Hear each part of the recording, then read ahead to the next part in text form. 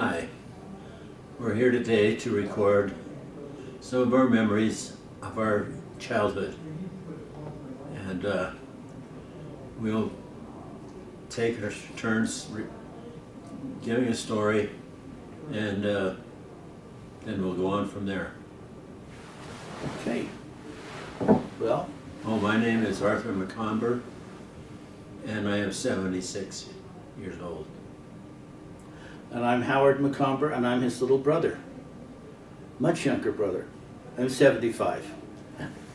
And we are here. I've been spending the last week with Arthur, just down for fun. And Tammy brought us over and said, you can make a record. And so that's what we're doing. We're making a record. We grew up in Pocatello, Idaho. We were born there. Arthur was born before World War II started, and I was born during the first year of the war. So hit next, and I'll tell you the next. There you go. Okay, Arthur and I grew up at 455 South Johnson, and we had a lot of fun growing up. We had some things about animals. Arthur and I used to go out, and I was 4 years old when we moved from there, so we were very young. And as we'd walk out, Art would say, "Hi, Hunt." And two big dogs came. One was an English setter, one was an Irish setter. And right next to our house, 1 block away, was the wilderness. It was City Creek.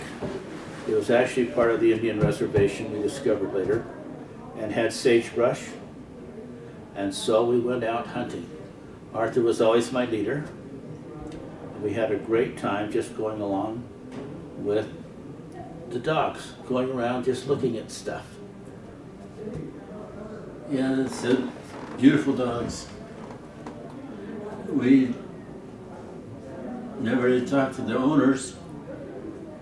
They just, when we got done, we'd just drop them off and then go home. That was it. Now, the other animal was an old horse called Duke.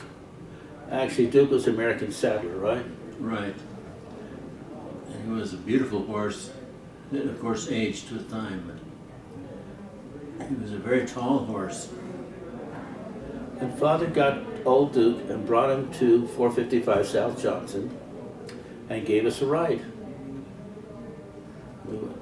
Go ahead. Yeah, that's right. We went up through the sagebrush and everywhere, and it was a lot of fun. And so it was just exciting growing up. Our grandfather had a dairy at World War II. And out at the dairy they had cows and they had animals, all sorts of them. Much more than just dogs. And we had a lot of fun going out to grandfather's house. We did a lot of things with our grandfather. We grew a garden. Do you want to tell them about the garden? We decided that we needed a job, and we could, if we grew these beautiful vegetables, we could sell them to the grocery store. And so there was a little plot of land that didn't fit into grandfather's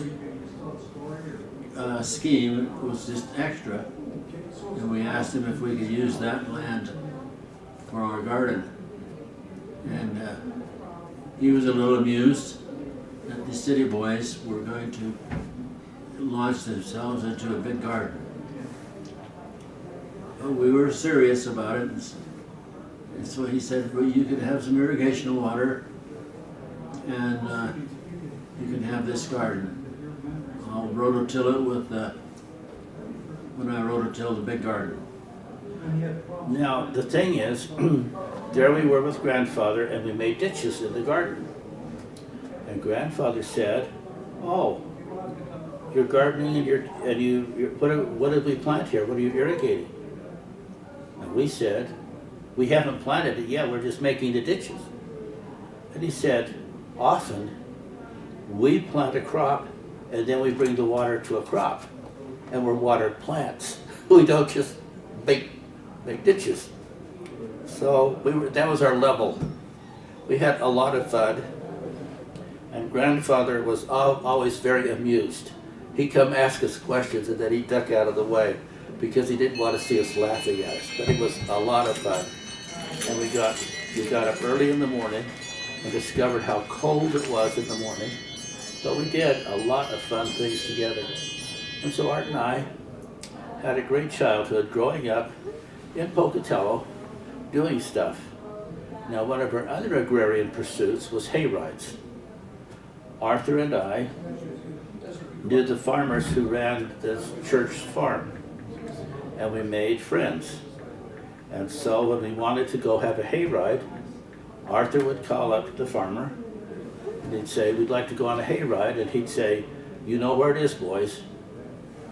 And so we'd go out with the old Lincoln.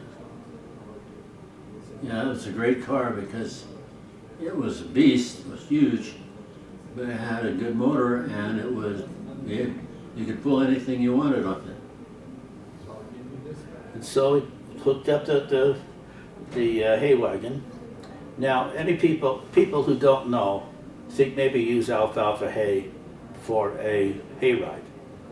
People who That's do too that scratchy. obviously have no sense and they've never been around. What we use is barley straw. Barley straw is lovely, it's silky, it doesn't itch, it doesn't do any of the garbage that you have with hay. So we always loaded on barley straw. And then we'd go up to Cherry Springs, which is up by Pocatello, and had hay rides, and we did singing, and we always had a fire, and we always burned marshmallows. Arthur actually developed roasting marshmallows so they turned a golden brown and were wonderful inside, as opposed to most of the other guys who had flaming torches, which nobody could eat. And then we would come back, and everybody, we had fun. We did that probably 3 or 4 times every summer. And then we come back, and we just bring the hay rack back out and park it in the corral. Then we go home. Then the next morning early, we would come and straw the corral. We just, part of the thing which we did is we strawed the corral. The farmer knew we would. We'd get everything taken care of, put the hay rack back where it belonged. It was wonderful. We had a lot of fun. We just had a great time growing up in Pocatello. It was just kind of very fun. Once we got root beer in the big barrels, remember that? Yes, heard it. It was fun. Tell them about it. Oh, I can't remember the circumstance. What was it? A dance we were putting on? We were going to a dance. We got these great big barrels, big wooden casks, and loaded them up and hauled them out to the dance. And you pounded the spigot into the end of it and set it up on a little stand and got the root beer out there. But most of the time, we went to Roselle's, because Roselle had strawberry soda pop for 90 cents for a case of 24. And that was just about the right price. And we would have it for many, many occasions, just out doing it. We had lots of parties. And it was exciting. It was exciting to be his little brother. One of the things we did was organize our ward-based basketball team. So we didn't just shoot around and play. We actually had organized practices and plays that we learned so that we could win our games. And we won all of our games with the fast break basketball. And that meant we went to all church. Yes, that was our goal and objective, was to go to the big tournament that the church put on for all the basketball teams. All the basketball teams in the entire Church of Jesus Christ of Latter-day Saints played in one thing. The first one we had was in Logan by the temple, because of course we were playing at Utah State. And they had wards, and their young ladies would sponsor us and come be part of the cheering squad for us.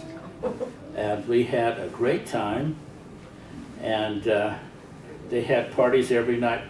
Oh, we're out of time. So we'll start another one. This is the end of tape 1.